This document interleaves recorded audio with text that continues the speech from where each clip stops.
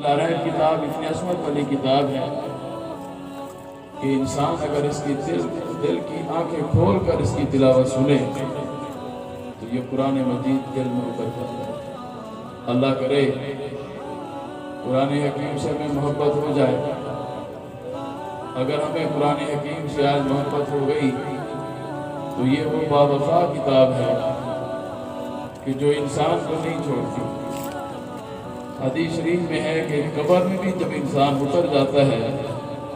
تو وہاں پر بھی یہ کتاب اس کے ساتھ ہوتی ہے، اور صرف قبر تک نہیں، حشر کے میدان میں بھی جب اللہ وحدہ لا شریک فیصلے فرمائیں گے، حساب و کتاب ہوگا، تو اس وقت بھی قرآن حکیم انسان کے پہلو میں کھڑا ہوگا اور یہ کہہ رہا ہوگا کہ بار الہ میں تیری سچی کتاب ہوں یا نہیں،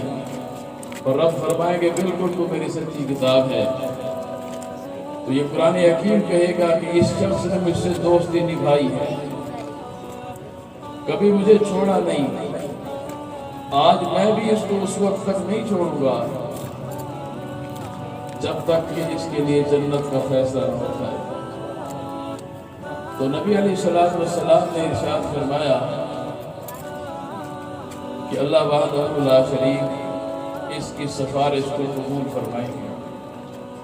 تو اس لیے میرے عزیز دوستو، قرآن حکیم کی نسبت سے یہاں جمع ہے اور قرآن حکیم کو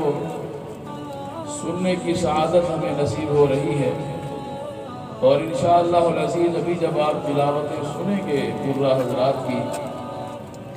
تو کوئی بعید نہیں ہے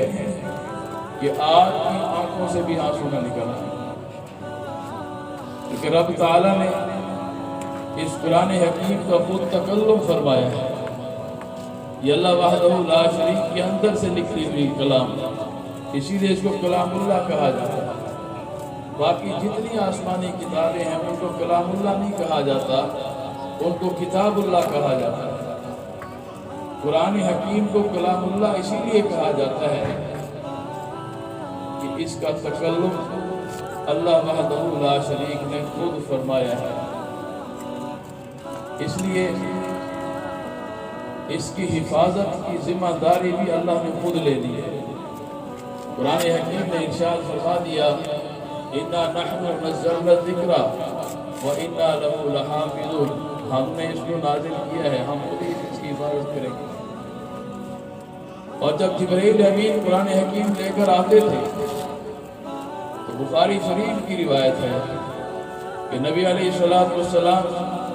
جلدی جلدی پڑھنے کی کوشش کرتے ہیں، کوئی لفظ رہ نہ جائے، اور اس کوشش میں حضور علیہ السلام کو مشقت اٹھانی پڑتی ہے۔ تو اللہ وحدہ لا شریک نے ارشاد فرمایا لا تحرک به لسانک لتعجل به ان علینا جمعه وقرآنہ فَإِذَا قَرَأْنَاهُ فَاتَّبِعْ الْقُرْآنَ ثُمَّ إِنَّ عَلَيْنَا بَيَانَهُ۔ محبوب، آپ کو فکر کرنے کی ضرورت نہیں ہے، آپ اپنی زبان کو جلدی میں حرکت مت کریں کہ کوئی لفظ کوئی حرف رہ نہ جائے پڑھنے سے، یہ ہماری ذمہ داری ہے، ہم آپ کو پڑھوا بھی دیں گے اور بیان بھی کروا دیں گے۔ تو حدیث میں آتا ہے جب جبرائیل امین قرآن حکیم کی آیات لے کر آتے تھے، نبی علیہ السلام اس کو سنتے تھے، اور جیسے ہی وہ وحی ختم ہوتی آپ علیہ السلام کو پوری آیات یاد ہو جایا کرتی تھی۔ تو عزیز دوستو، اس کی حفاظت کی ذمہ داری میرے رب نے لی ہے، اور یہی وجہ ہے کہ آج 1450 سال ہونے کو ہیں، قرآن حکیم کا ایک حرف بھی کوئی تبدیل نہیں کر سکا ہے، اور اللہ وحدہ لا شریک نے اس کی حفاظت بھی ایسے کی ہے۔ حجاج بن یوسف جو ظالم و جابر، ہر کسی کو پتہ ہے کہ وہ ظالم و جابر مشہور ہے، اور اللہ وحدہ لا شریک نے اس سے کام لیا۔ اتنا ظالم و جابر کے صحابہ کے خون سے ہاتھ رنگے ہیں اس نے، لیکن قرآن حکیم کے جو اعراب لگے ہوئے ہیں اور قرآن حکیم کے جو نقطے ہیں یہ حجاج بن یوسف نے لگوائے ہیں۔ اور جب یہ وہ کام کر رہا تھا تو اس وقت یہودیوں کی ایک جماعت آئی ہے حجاج بن یوسف کے پاس اور آ کر کہا کہ آپ بڑا عظیم کام کر رہے ہیں، قرآن حکیم پر اعراب آپ لگوا رہے ہیں، بہت ہی عظیم کام ہے، اللہ نے آپ کو یہ سعادت دی ہے۔ ہم ایک ریکویسٹ لے کر آپ کے پاس آئے، ایک گزارش ہے،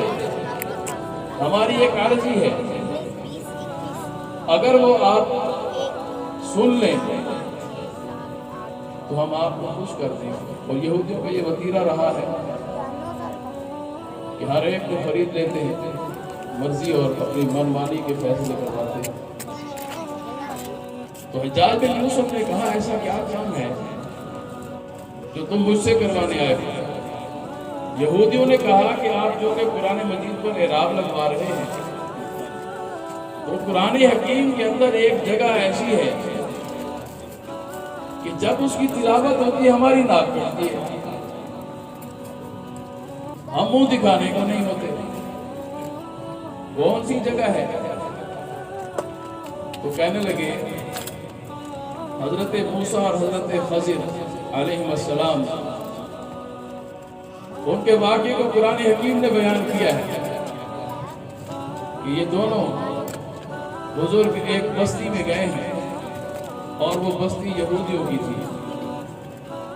تو انہوں نے جا کر ان سے کہا کہ ہم مہمان ہیں، مسافر ہیں، ہماری مہمانی کرو۔ تو قرآن حکیم کہتا ہے فَأَبَوْا أَن يُضَيِّفُوهُمَا کہ اس بستی والوں نے انکار کر دیا، انہوں نے کہا ہم آپ کی مہمانی نہیں کرتے۔ تو جب بھی یہ قرآن حکیم کی آیت پڑھی جاتی ہے لوگ ہمیں طعنے دیتے ہیں کہ یہودیوں تم تو وہ ہو کہ جنہوں نے پیغمبر کو بھی کھانا نہیں دیا۔ تو آپ ایک کام کرتے ہیں، یہ جو ابو ہے، ابو کے معنی ہوتے ہیں انکار کر دیا، فَأَبَوْا أَن يُضَيِّفُوهُمَا انکار کر دیا مہمان نوازی سے۔ آپ ایسا کریں اس بات کو صرف تا بنا دیں، ایک نقطہ لگانے سے ابو کو اتو کر دیں، خوش کر دیں گے ہمارے، ایک نقطے کا اضافہ کرنا ہے، با سے تا کرنا ہے صرف۔ اتو کا معنی ہوتا ہے کہ انہوں نے مہمانی دے دی، ابو کا معنی ہے مہمانی سے انکار کر دیا۔ تو یہ ایک چھوٹا سا کام ہم آپ سے کروانے آئے ہیں، اور یہودیوں کو بھی پتہ تھا کہ یہ ظالم و جابر انسان ہے، لیکن چونکہ حفاظت کا ذمہ تو اللہ نے لیا ونس لا رہے کتاب کا، تو حجاج بن یوسف نے کہا کہ اچھا تم اس سے یہ کام کروانے آئے ہو، بیٹھو پھر میں آتا ہوں۔ اندر گیا اور تلوار لے کر باہر نکلا ہے اور ان سارے یہودیوں کے سر تن سے جدا کر دیا، سب کے سر قلم کر دیا کہ تمہیں جرأت کیسے ہوئی ہے کہ تم اللہ کی لاریب کتاب جس کی حفاظت کا ذمہ اللہ نے لیا ہے اس میں مجھ سے تبدیلی کرانے کے لیے آئے۔ یہودیوں کی ماں مر گئی، جرأت نہیں ہوئی پھر۔ تو یہ وہ عظیم کتاب ہے جس کے ایک ایک نقطے کی حفاظت بھی میرے رب تعالیٰ نے کی ہے، اس لیے ضروری ہے کہ ہم اس قرآن حکیم سے اپنی دوستی لگائیں، قرآن حکیم سے اپنا تعلق پختہ کریں، روزانہ کی بنیاد پر قرآن حکیم کی تلاوت کریں، خود بھی اور اپنے بچوں کو بھی قرآن مجید کے قریب کریں، تاکہ محشر کے میدان میں بھی یہ قرآن حکیم ہم سے دوستی دکھائے۔